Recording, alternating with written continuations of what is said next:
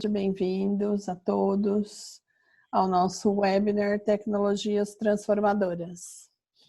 Meu nome é Freitas e eu sou cofundadora e CEO da Elo Plural Educação Corporativa e vou mediar esse webinar com o Alexandre Casagrande, que está aqui com a gente da I2020. Para quem ainda não conhece a Elo Plural, eu vou falar rapidinho, então, um pouquinho da Elo Plural para vocês.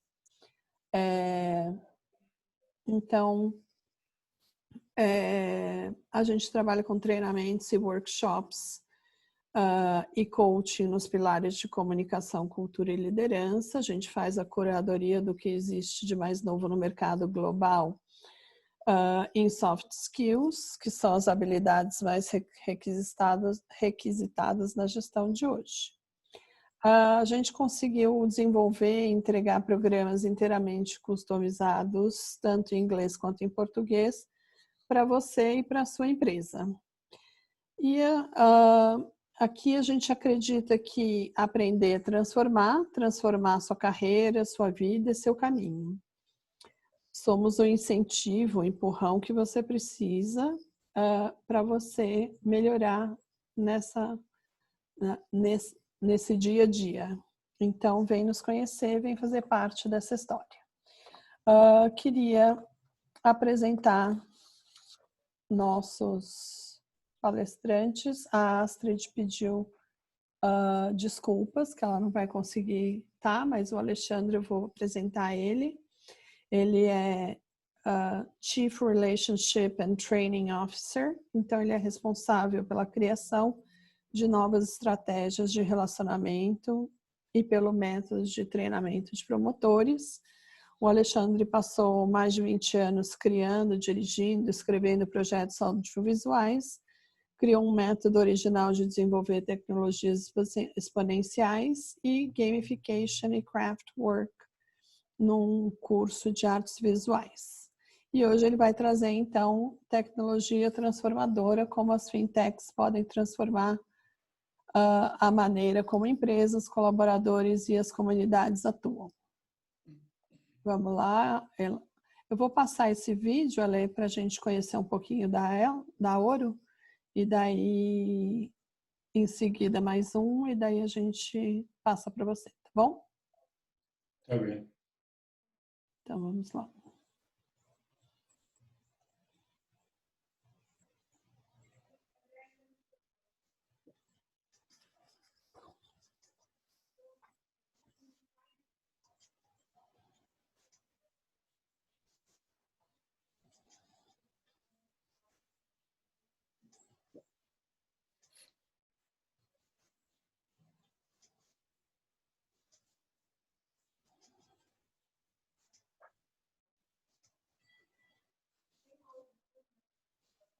Não tá rolando?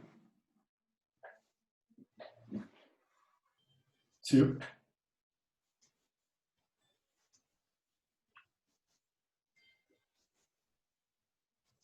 Sim.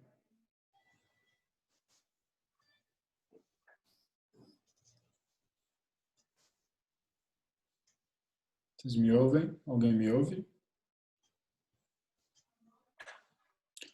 Para mim congelou aqui, eu não sei se vocês me ouvem. Eu tô te ouvindo, Ale. Sim, eu também. Silvia, Oi. o vídeo não tá acontecendo, não tá rolando. Ué? Vocês não estão E vendo? eu acho que a sua imagem, a sua tela acho que travou também, porque a gente ficou aqui Não, ficou passando o vídeo para mim. estranho. Para mim, eu não vi. Alguém mais viu? Nossa, eu estava vendo aqui o vídeo. Não, ninguém viu. E agora? Como fazemos? Tentar fazer Ale, de novo, ou a gente pula essa parte. tá bom, então a gente pula essa parte, porque a próxima era um outro vídeo. Dois desses vídeos, se não me engano, são vídeos de funcionalidades nossas, para mostrar Um como o vídeo. aplicativo funciona. São as telas do aplicativo. E aquele, o inicial é a apresentação dele mesmo. Mas vamos lá, vamos Então no vamos lá. global mesmo. Ainda bem que vocês me chamaram. Eu comecei a ver um zoom, zoom, zoom aí atrás. Já estava rolando um motim. Bom, boa tarde a todos. É um prazer estar aqui conversando com vocês. Vou falar um pouquinho mais, mas espero que haja uma troca depois. Eu acho que agora, ouvindo a Sil falar, me deu até um pouco eu achei até um pouco pretensioso a gente dizer que as fintechs vão fazer as transformações, mas não porque as fintechs não tenham chance de fazer isso, capacidade para fazer transformações, mas porque eu acho que o que a gente chama de transformação está ocorrendo de várias formas, em vários lugares e com várias tecnologias empregadas. Então, é basicamente por isso. Mas, de modo geral, as tecnologias podem realmente transformar a maneira como as empresas, os colaboradores dessas empresas, as comunidades se relacionam entre si e para fora. E aí eu vou tentar falar um pouco sobre isso que a gente começa a enxergar, sobretudo agora, nesses últimos meses, diante desse estado de pandemia, enfim. Acho que não é preciso mais falar muito sobre isso, porque todo mundo está vivendo isso igualmente, ou de formas diferentes, mas também vivendo isso. E, basicamente, a nossa tecnologia, eu trabalho na Fintech, que é a empresa que desenvolveu o Europay, que é uma plataforma de pagamentos digitais. E ele se resume a um aplicativo para o usuário final, mas ele é uma plataforma, porque ele conecta um site onde as empresas, os usuários, os promotores podem gerenciar suas contas, cadastrar revendas, enfim. Então, é uma plataforma que tem um sistema que faz tudo isso funcionar, um programa bastante robusto e se resume a um aplicativo. E isso é uma parte do que a gente se propõe a fazer no que se refere à inclusão financeira. Depois eu vou falar um pouco mais sobre como essa inclusão financeira pode ampliar o acesso dessas pessoas e o que a gente tem chamado de inclusão financeira.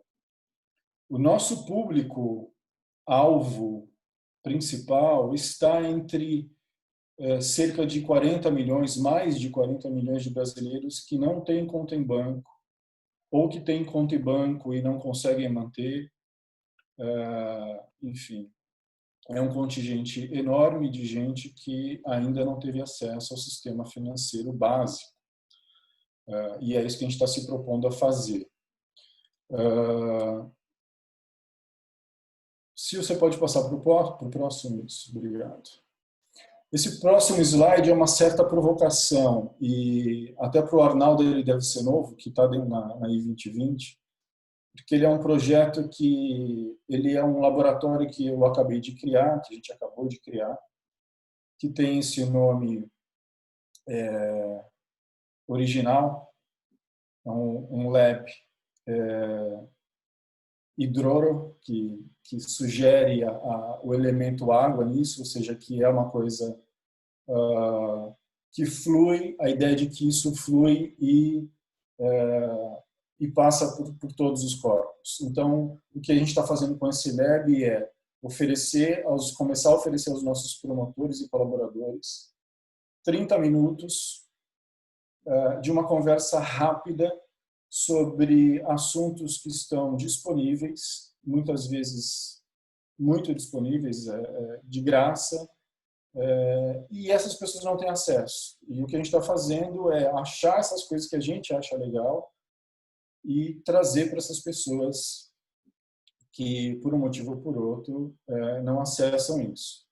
Para quem quiser, esse é um artigo da BBC, e fala sobre um mercado na Somália que é um mercado de câmbio. Para quem muitos de nós já cansou de viajar e experimentar trocar dinheiro, até nos últimos anos menos, né? Porque a gente leva, tem cartão, enfim. Mas isso não faz muito tempo que isso foi fotografado, né?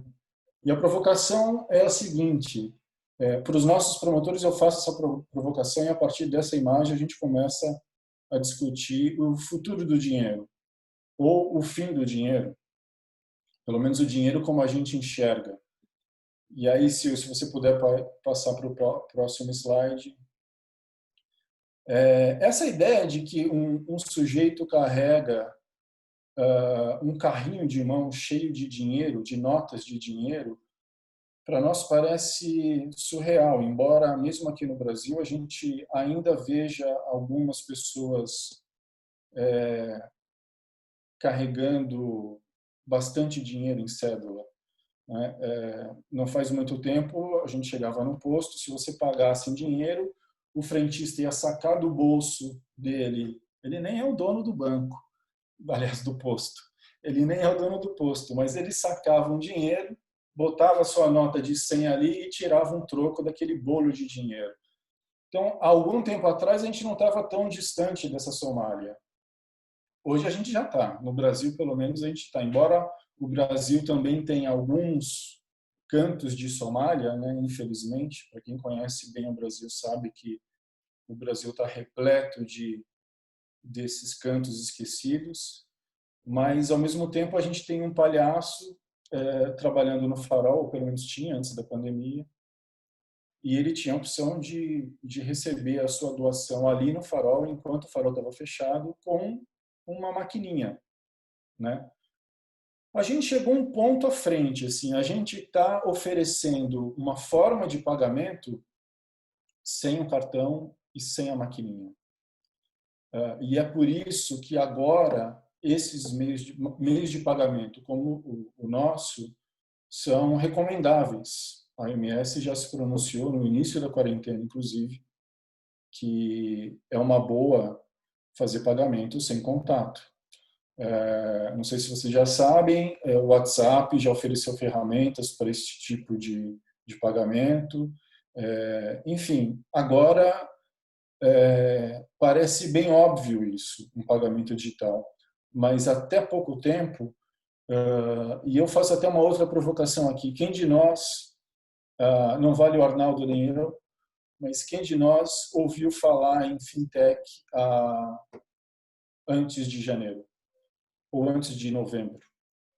Para vocês terem uma ideia, o projeto de inclusão financeira do Banco Central, que é de 2010, a gestão do Henrique Meirelles, ele já falava sobre pagamentos via mobile, via dispositivos móveis. Mas, se não me engano, eu não li de cabo a rabo o projeto, mas o que eu li, e eu li bastante, eu não vi a palavra fintech. Hoje já é bastante comum. Aliás, não só fintech, como health tech, edtech, ou seja, as transformações que a gente espera fazer, a gente provavelmente vai fazer junto com essas outras empresas cujos negócios estejam baseados em tecnologias exponenciais. Não só tecnologia, não qualquer tecnologia, mas tecnologias que principalmente se apropriam do aplicativo, né, que se conectam com o cliente através de um aplicativo. Então, hoje a gente já está longe da Somália, mas a gente ainda precisa, no Brasil, de um programa de inclusão social. E acho que se alguma coisa é possível dizer que a gente enxergou de bom esse último ano foi a atuação do Banco Central, que realmente abriu consulta pública e tornou esse debate mais democrático exatamente para democratizar o acesso ao sistema financeiro, pelo menos ao sistema básico, né, que é pagamento de conta, recebimento, transferência, enfim, esse tipo de coisa. que para nós aqui, tenho certeza, todos nós, isso é muito comum. Todo mundo aqui paga tarifa em banco, provavelmente paga tarifa cara em banco para ter o que a gente tem, para ter um aplicativo, enfim. E hoje o nosso aplicativo europeu ele oferece algumas facilidades que os bancos também oferecem, mas a gente oferece outras. Mas o mais importante que eu acho que a gente faz para fazer essa inclusão é que o aplicativo é de graça. O aplicativo, a pessoa baixa de graça o aplicativo e a pessoa usa de graça o aplicativo. Eu estou me referindo ao usuário final, é importante dizer isso porque é o usuário final que é privilegiado aqui. Então, esse cara não paga para fazer transferências, não paga para fazer pagamentos, não paga para fazer saques. A gente tem rede, o nosso usuário pode sacar em lotéricas e banco 24 horas. Ele pode fazer recarga direto no aplicativo e ele tem acesso a serviços que antes só pessoas que têm cartão de crédito ou cartão de débito podem acessar. Por exemplo, Spotify, iFood, games e cursos, enfim, a gente tem vários produtos na loja direto no aplicativo que quem tem uma conta digital europeia pode usufruir. Claro que isso é como uma conta bancária, não é uma conta digital, ou seja, é preciso carregar isso e começar a usar. Mas uma vez carregado, vira um banco, vira uma conta de última geração. Talvez não de última geração, porque a gente está constantemente aprimorando o sistema, né? E nós, de outro lado, longe dos desenvolvedores, mas ao mesmo tempo perto, a gente sempre tentando captar aquilo que é importante para o usuário, para o nosso colaborador, para a nossa comunidade, que agora para nós é muito nova, a gente está formando essa comunidade, e isso é importante enxergar. Depois a gente fala um pouco mais sobre isso, a gente tem um outro webinar para falar bastante sobre comunidade. Isso é muito importante para constituir esse contingente de usuários que a gente pretende. Bom, instituições bancárias não incluem. O que eu coloco aqui com essa frase? Ela é também bastante provocativa, mas na verdade ela é muito franca, mais do que provocativa, porque as instituições realmente nunca se preocuparam em incluir os cidadãos brasileiros na maior abrangência. A gente tem exemplos aí, bancos estatais com muita dificuldade para distribuir o auxílio emergencial, e a gente ouviu ministros falarem que havia um contingente invisível de pessoas. E é verdade, há mesmo. Estão fora do cadastro, do cadastro único, eles estão fora de vários cadastros. Então, assim, as instituições realmente não olharam e não estão formatadas para serem inclusivas. Talvez agora venham a ser, mas quem vai fazer essa transformação, e aí a gente se apropria da palavra transformação, são as fintechs, porque elas têm formatações que permitem, e ideologias, inclusive, a gente pode dizer isso, que permitem oferecer serviços muito competitivos, de qualidade, para um público que não acessava serviço financeiro, que estava distante disso, né? A gente pode enfatizar o custo desse sistema financeiro para a empresa, uma empresa que mantém uma conta salário para os seus milhares de empregados, ela tem um custo alto com esse banco para fazer isso, para gerar, para fazer esse sistema funcionar. Para o colaborador, muitas vezes também é um custo alto, porque o banco cobra tarifa. E não só cobra tarifa, como tem muitos serviços que ele oferece ao seu cliente.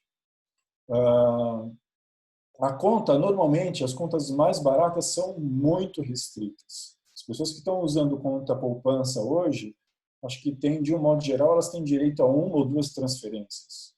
Então, é muito pouco.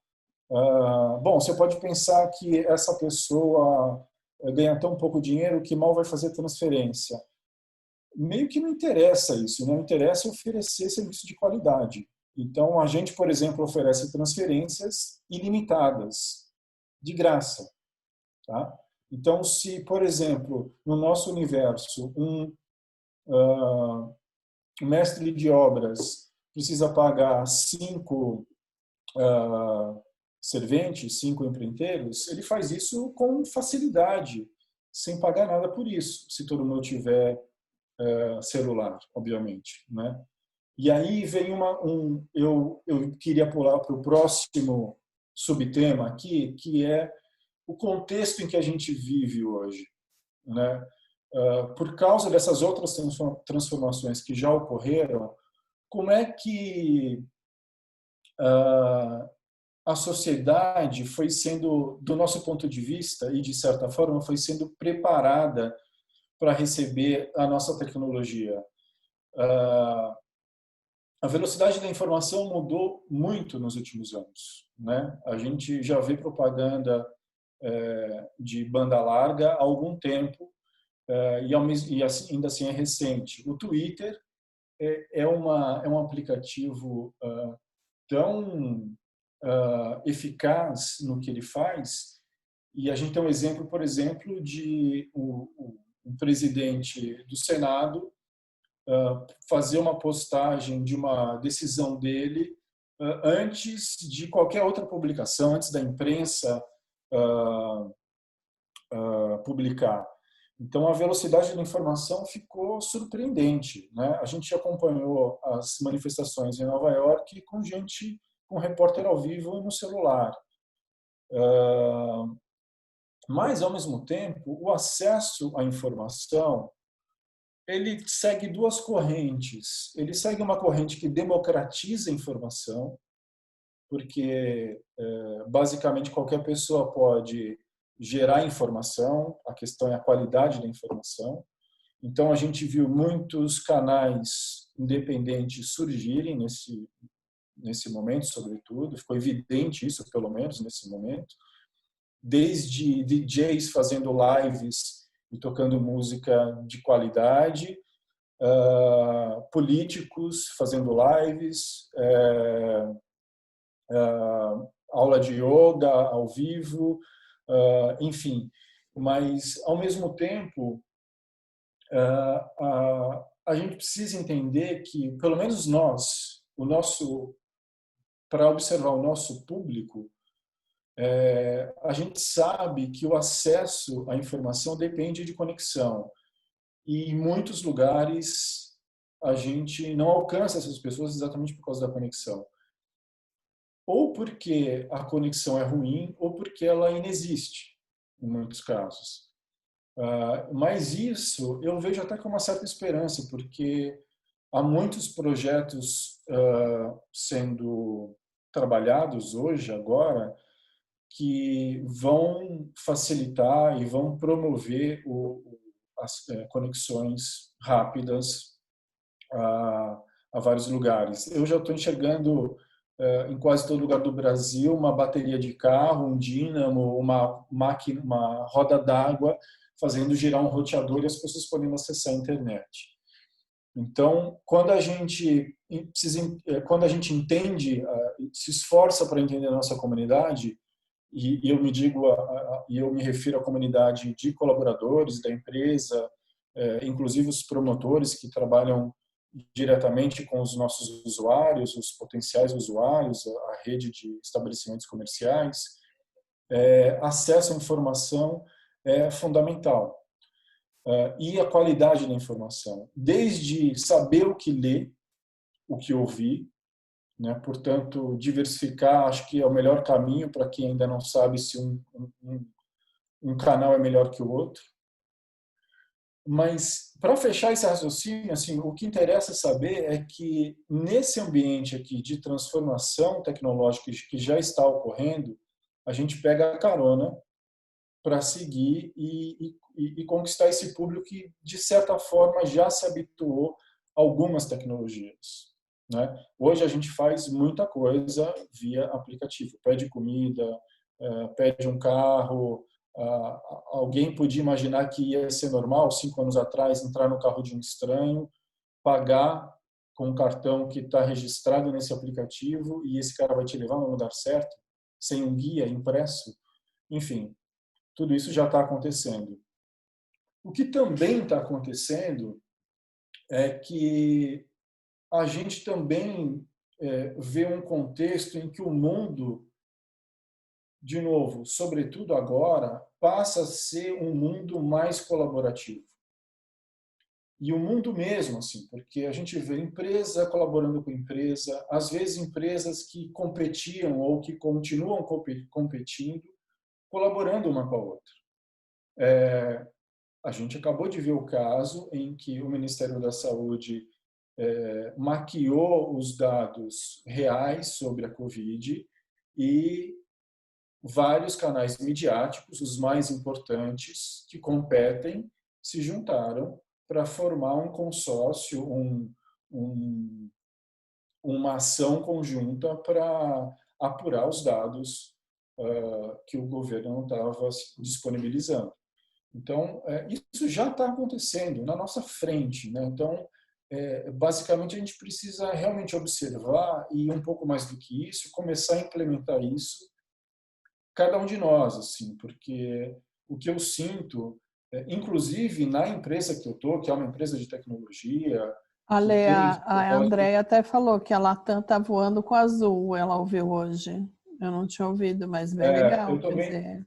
é um bom exemplo, eu não tinha ouvido também, mas faz todo sentido. Uhum. Enfim, o que acontece realmente é isso, e não só a questão da colaboração, mas a questão de como colaborar e por que colaborar. Agora ficou evidente que as pessoas querem colaborar porque elas querem ajudar as pessoas que estão precisando, né? Eu lembro que eu estava no início de março na Bahia, a OMS tinha acabado de decretar o estado de pandemia, e eu fui correr na orla um dia e à noite, já começo da noite, e a cidade estava vazia. E quando eu vi aquilo, e no dia anterior a cidade, a orla estava cheia. Quem não conhece Salvador hoje em dia, a orla está bonita, está bem estruturada, iluminada, está tranquilo de andar, enfim. E eu fiquei espantado com esse cenário porque era tudo muito novo. E mesmo ali na Bahia, as pessoas não estavam saindo de casa. Eu comecei a entender o que é que significaria aquilo para algumas pessoas, para o nosso público, por exemplo. Dentro do nosso público, se você pode avançar no slide 4, por favor. Aqui eu trago um pouco a realidade do nosso público para a gente entrar nessa conversa sobre o que é ser colaborativo, o que é essa corrente solidária que parece que está contaminando as pessoas no bom sentido. Para nós, o nosso produto foi criado para essas pessoas que não têm conta em banco. Não é preciso muito esforço para imaginar onde eles estão, que tipo de trabalho eles fazem e, inclusive, que cor de pele eles têm. Eu sempre tive um interesse muito genuíno pelo Brasil. A música sempre me levou para conhecer mais o Brasil, a literatura. E eu comecei, quando eu disse que a gente devia agir como indivíduos nas empresas, nos lugares onde a gente trabalha, interage, representa, parece uma coisa meio de ativista aqui, mas está cada vez mais claro isso, sim. O silêncio pode ser absolutamente inconsequente. Se você estiver andando na rua e começar a ouvir tapas e olhar para trás e vir um homem batendo numa mulher, não tem mais essa de em briga de marido e mulher não se mete a colher. Todo mundo lembra desse ditado, né? Então, assim, é muito sério assim, a posição que a gente está vivendo hoje, e no Brasil, principalmente. Então, assim, eu não consigo mais fazer uma conversa com um colaborador que eu sei que está numa comunidade, e aí eu restringo um pouco o termo comunidade, porque agora eu estou me referindo à comunidade onde a gente pretende atuar.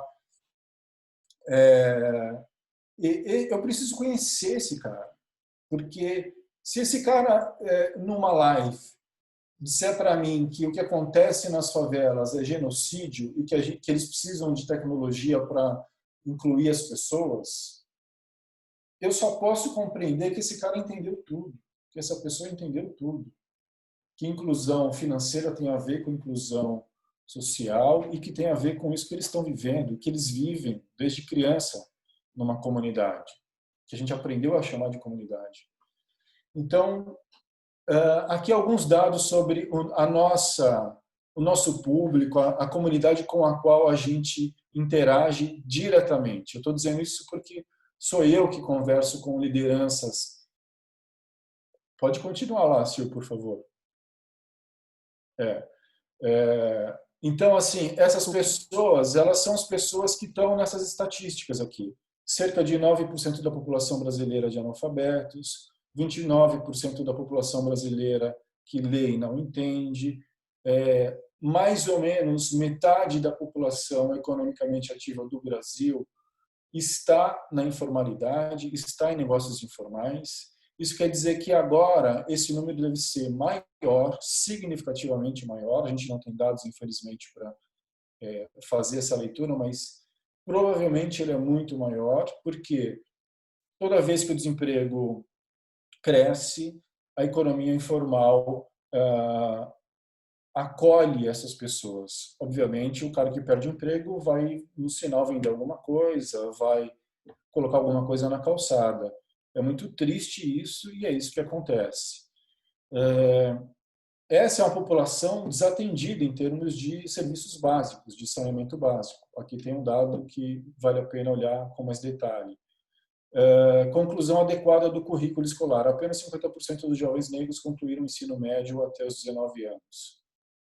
Cara, então, Sil, se você puder voltar então para o slide 3, por favor. Esse. Obrigado. Gente, eu não queria deixar ninguém triste, mas nos dias de hoje, quando a gente faz aqui uma live, quando a gente troca, conversa, se encontra de alguma forma, eu tenho saudado isso porque é como se a gente estivesse resistindo.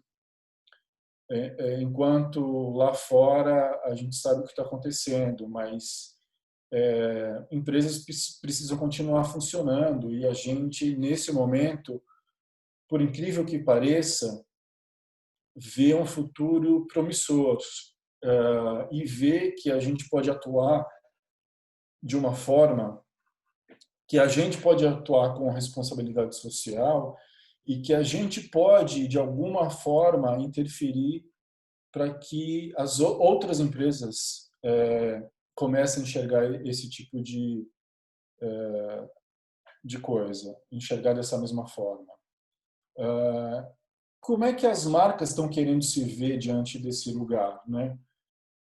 Também a gente cansou de ver aí empresas fazendo doações milionárias, às vezes para as suas próprias instituições, às vezes para outras. E aqui tem um desafio, né? Colaborar com doações, ou no nosso caso, com uma ferramenta.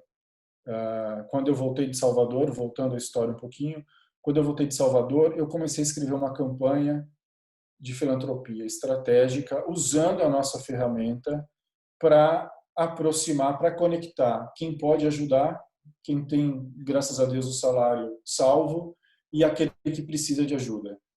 E aí eu fiz um desenho de uma campanha que funciona com a ferramenta, com o Europay, e esse modelo a gente vem replicando e implementando campanhas em algumas comunidades. A gente está em Salvador, aqui em São Paulo, no Rio, na Rocinha, enfim, e outras para surgir.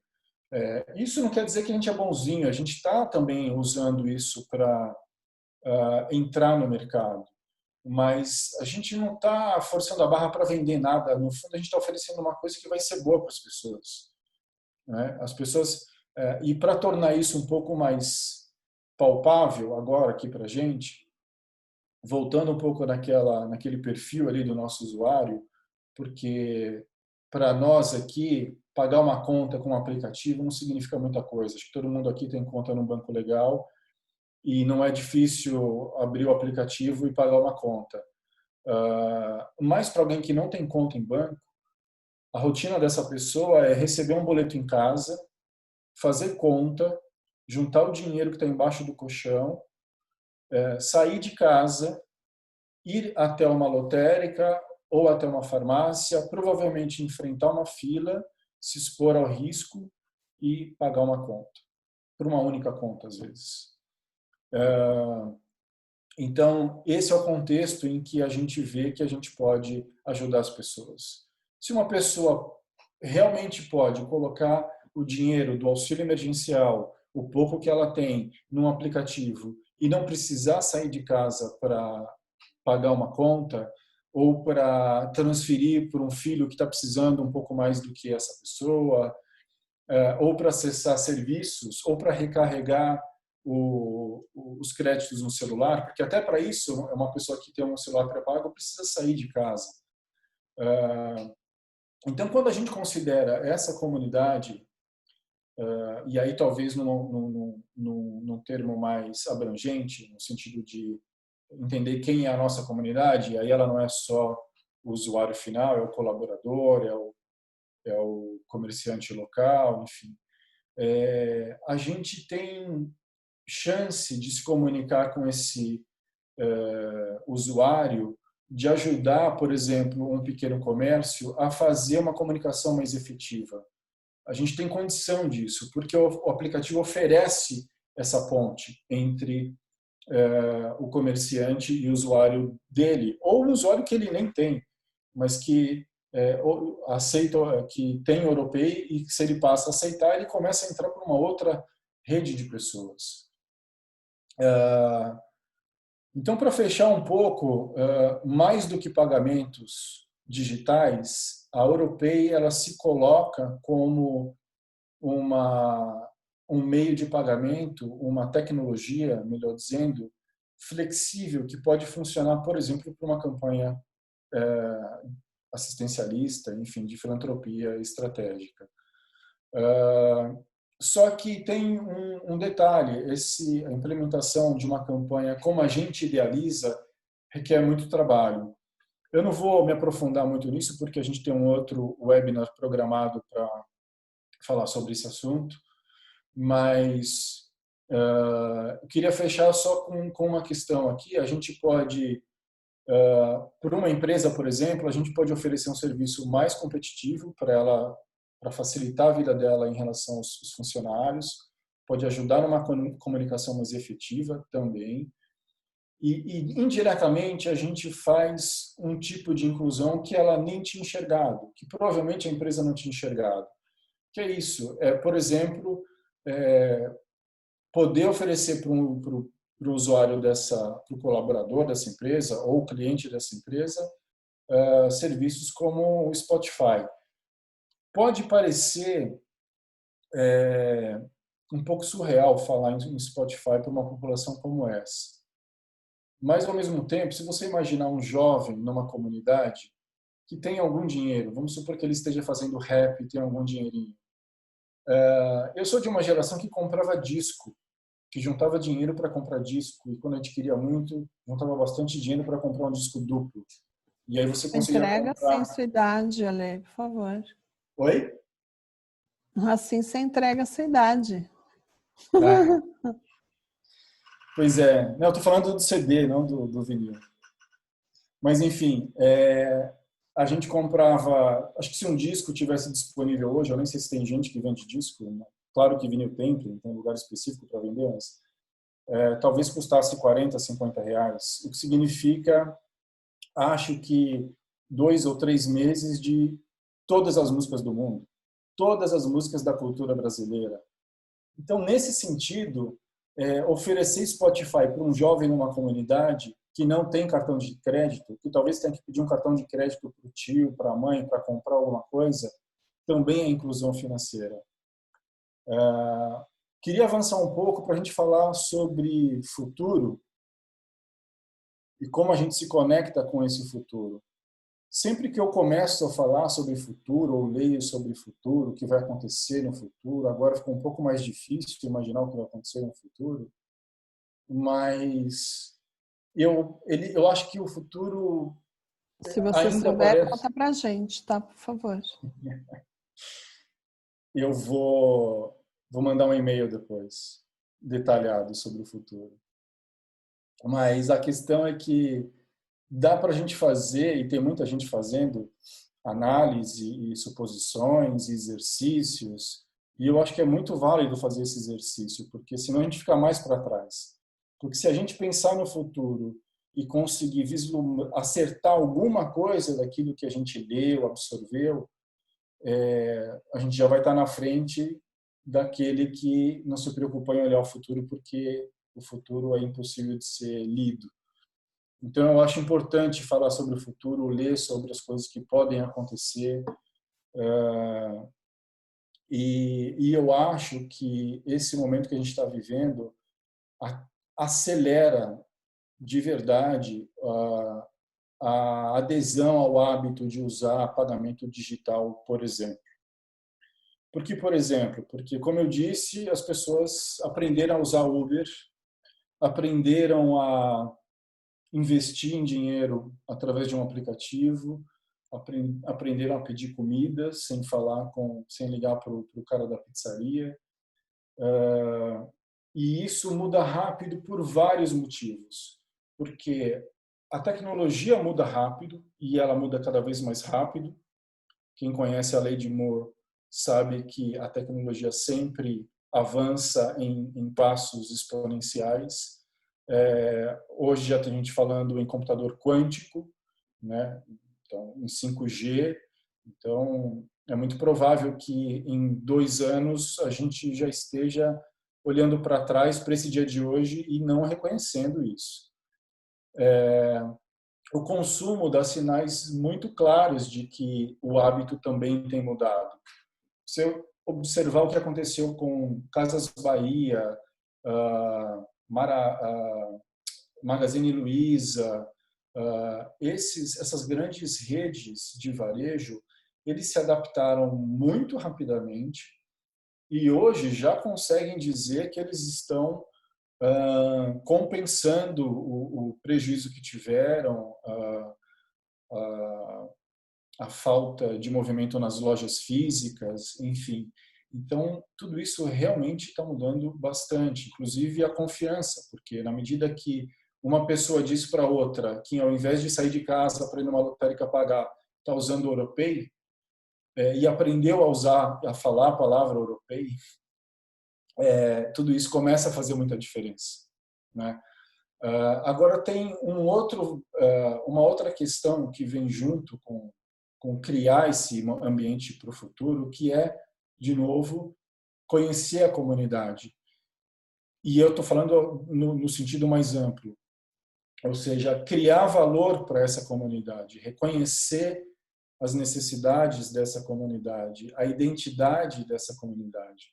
E reconhecer não é apenas anotar num relatório os dados, como eu fiz, daquela comunidade.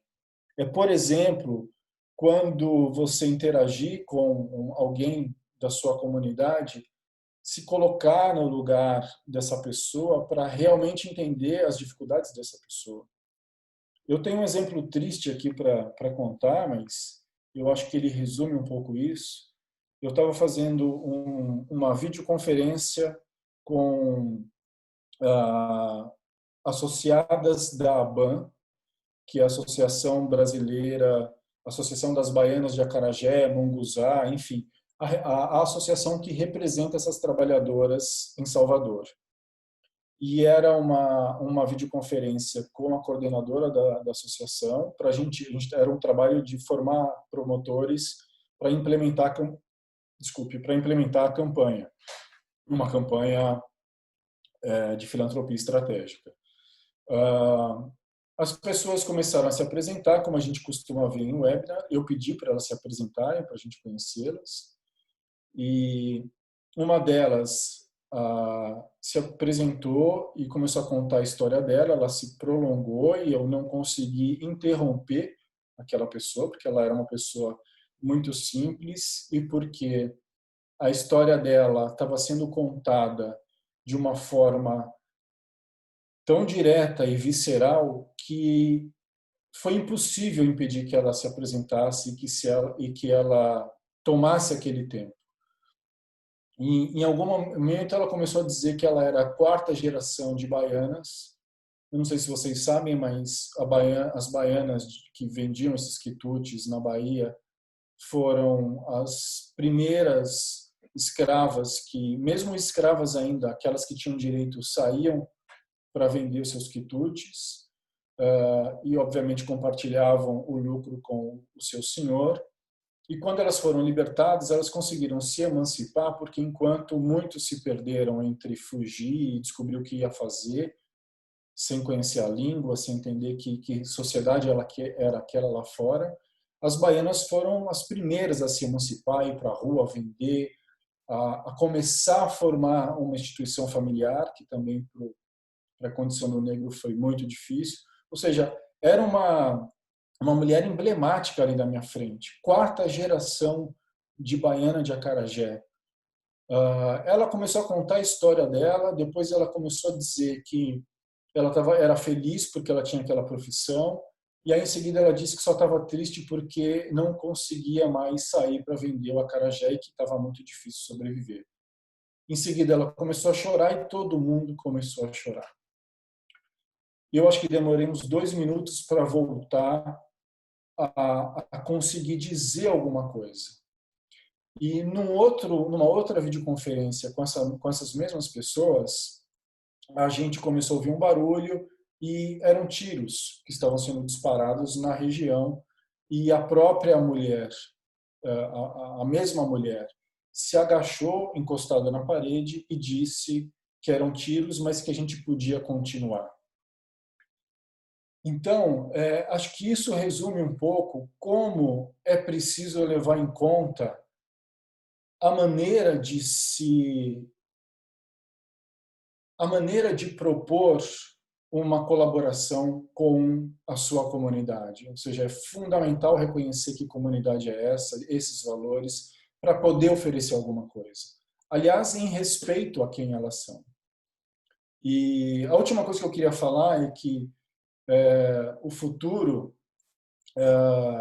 uma coisa que eu tenho certeza que vai acontecer, a gente já citou aqui alguns exemplos, é que haverá, muito provavelmente, uma convergência de tecnologias para oferecer serviços mais ágeis, mais seguros, mais completos, melhores para o usuário, pensando no usuário. A gente tem conversas com parceiros que poderão oferecer telemedicina, seguros para motoboy, seguros para caminhoneiro.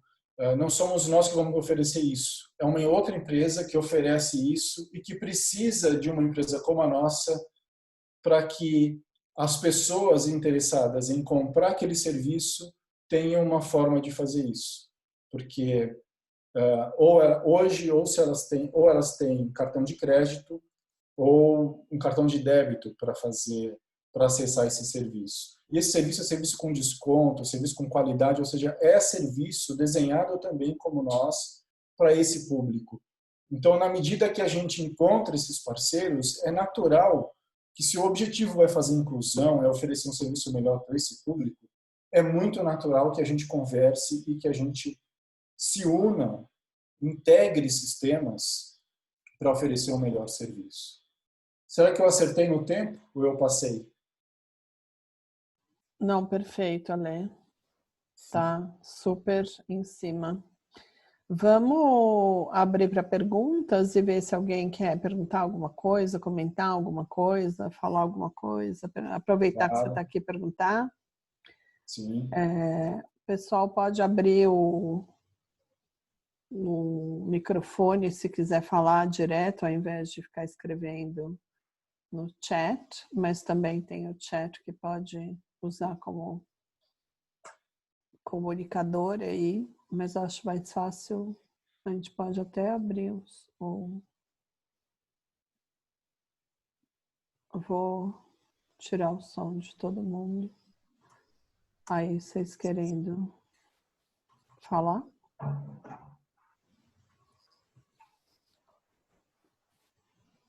Uma pergunta aqui, é isso? Não, é isso. Sil, fui eu que fiz. Na verdade, eu queria saber, o Alexandre, se vai ter a Europay na loja da Apple, porque eu procurei e não achei. Hoje não tem. Por quê? Como o nosso público é esse público que eu já descrevi aqui durante a nossa conversa, ele obviamente não, majoritariamente ele usa Android. E como a gente precisa ter um sistema parrudo para Android, um sistema parrudo também complexo para iPhone, a gente priorizou a construção e a aprimoração, o aprimoramento do sistema para Android. Por isso que as pessoas não vão encontrar, por enquanto, na Apple, mas a gente vai alcançar isso também. Ok. Ale, a Isabel. Obrigada. A Isabel pergunta: ouvi falar que vocês oferecem a possibilidade de fazer doações através do cartão Europay? Isso vai ser, eu que vou responder, até porque a gente vai fazer isso, o próximo webinar junto com a Europay, com a Ouro. Então, o Ale, se quiser adiantar alguma coisa, pode adiantar, mas... Um pouco é o que eu falei, Isabel, né? Isso. Isabel, um pouco é o que eu falei. A gente já vem criando, implementando essas campanhas para... a gente não é responsável pela arrecadação, né? A gente é a ferramenta que facilita esse processo.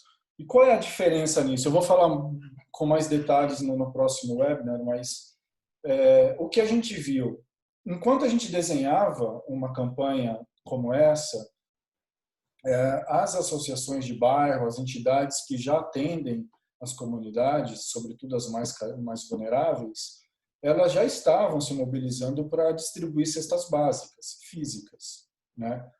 Então, o que a gente viu? Primeiro, essa distribuição ela é um desafio enorme, porque você precisa fazer a arrecadação, a associação precisa arrecadar o dinheiro, precisa comprar cestas, se ela der sorte, e sobretudo o fornecedor, de comprar de um único fornecedor, ela resolve o problema de uma vez só. O fornecedor vai sorrir bastante, porque ele vai vender muita cesta básica para aquela associação. Mas aí ela precisa distribuir essas cestas, né? Se ela conseguir comprar a cesta pronta, ela precisa juntar voluntários, paramentar voluntários, avisar as pessoas, evitar aglomeração, organizar essa distribuição em dias, em horas, enfim. Eu ouvi as mais absurdas histórias, até gente batendo na porta de uma pessoa que fazia parte de uma associação, fila de 50 pessoas, porque ouviram dizer que ela ia distribuir dinheiro. Então, assim, é muito difícil distribuir cesta básica. Fora que você expõe todo mundo, é muito difícil, mesmo com máscara, paramentada, com álcool gel, enfim. O que a gente viu é que, se a gente faz uma campanha e ao invés da associação arrecadar dinheiro, comprar cesta básica e distribuir a cesta, se ela arrecada o dinheiro e distribui o dinheiro para as famílias, e nesse caso não é para o usuário, é para a família, porque precisa ser uma pessoa que represente a família, né? Porque obviamente se você quer ajudar as pessoas, é preciso estabelecer critério para não distribuir de forma equivocada, ou seja, se você mandar 3 cestas básicas para a mesma casa, alguém provavelmente vai ficar sem cesta. Então, a gente tem ajudado essas associações a criar cada campanha para cada comunidade é de um jeito, mas o modelo é basicamente o mesmo. Então, a gente forma promotores dentro dessa comunidade que vão formar a rede, ou seja, ligar no mercado, na padaria, no açougue, oferecer o Europay, explicar que é uma fase que vai implementar uma campanha para arrecadar dinheiro. E aí, quando a campanha fecha a arrecadação, ou seja, digamos que capta R$ 30.000, esse dinheiro é distribuído direto para a pessoa, fácil, em um dia, em algumas horas, essa pessoa consegue organizar, inclusive escalonar e criar critérios para distribuir, por exemplo, para os mais idosos, para quem tem filho, para quem tem mais de um filho, enfim, é preciso estabelecer critérios para distribuir. As pessoas recebem o dinheiro com um cartão específico que a gente customiza para essa associação.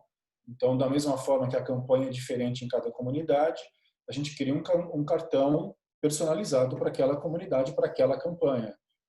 A pessoa que recebe essa doação recebe através do cartão, e o cartão tem condição de travar, a gente consegue conectar esse dinheiro a um estabelecimento que venda só comida, por exemplo. O que a gente não consegue é tornar preciso que, ou seja, ser efetivo na questão da escolha do alimento em si, ou do item em si. Mas a gente pode dizer, a padaria pode vender, pode aceitar ouro. A mecânica não, porque o dinheiro é para ajudar as pessoas agora, como se fosse uma cesta básica. Mas agora, eu achei interessante um exemplo também que vocês comentaram anteriormente, é que se a pessoa, por exemplo, minha filha já recebeu uma cesta básica e eu vou receber outra cesta básica, mas na verdade eu estou precisando de gás, porque eu não tenho como cozinhar essa comida, né? Então eu achei interessante isso também, essa isso é crucial, porque quem pode dizer o que é essencial numa cesta básica? Quem pode dizer que não é crucial ter crédito no celular? No Uruguai, por exemplo, eles fizeram distribuição de cestas e distribuíram livros na cesta. Pensa o impacto disso se alguém fizesse isso numa comunidade, né, com livros bons, obviamente. Então, assim, o que a gente quer implementar é criar essa campanha, mas enquanto a gente cria essa rede para receber o dinheiro que vai ser injetado na comunidade, a gente trabalha no lançamento da campanha. Por quê? Se a associação compra a cesta básica e envia para as famílias não morrem de fome, né? Só que se a gente fizer isso se as associações fizerem isso por 2 meses, 3 meses, a gente não sabe quanto tempo vai durar isso. A gente só está vendo equívocos e prorrogarem o prazo, enfim. Se isso for mantido por 4, 5 meses, como o comércio local sobrevive se todo mundo está recebendo comida em casa? E outra coisa, como você disse, as pessoas precisam ter acesso a outras coisas. Ela pode estar cheia de arroz e feijão porque recebeu 3 cestas básicas do filho, do marido que trabalha, mas não tem dinheiro para comprar gás, ou para comprar um celular e poder ligar para uma ambulância, ou poder vender um serviço que ela faz. Então, a tecnologia também oferece uma solução para isso, ou seja, a gente consegue ajudar um pouco mais nesse sentido, porque a pessoa que recebe a doação recebe mais condição, né, de fazer o que ela precisa. Ale, a gente tem aqui uma pergunta do Edelson falando: boa tarde, gostaria de saber se no próximo webinar será falado sobre a questão de segurança digital. A gente vai incluir isso? Acho que não. Eu posso te dizer que eu não sou um especialista para falar em segurança digital. O próximo webinar não é para falar sobre isso. Mas o que eu posso te dizer é que, da nossa parte, a gente tem um time de programadores bem parrudos. Assim, o sistema começou a ser desenvolvido aqui no Brasil, mas houve uma cisão e a gente continuou desenvolvendo com um time muito casca-grossa, muito profissional, em Portland.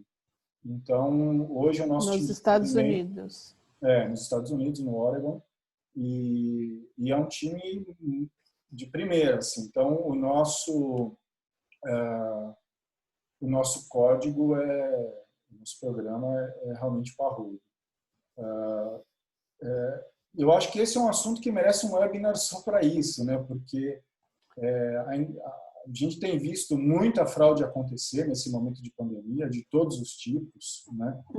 E eu acho que realmente essa é uma preocupação, mas infelizmente eu não sou a pessoa para falar sobre esse assunto. Talvez a gente faça no futuro, traga alguém para falar sobre isso. Talvez a própria Elo Plural possa fazer algumas conexões e trazer gente especializada nisso. Vamos pensar assim. Mas obrigado pela pergunta, Ederson.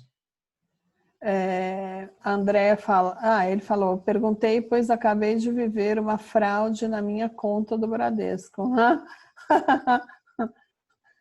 Enfim, nem precisamos citar qual banco sofreu fraude, porque eu tenho certeza que todos já sofreram. Os bancos gastam muito dinheiro para manter times específicos e programas e vários programas conectados para ter um sistema forte para combater esse tipo de crime.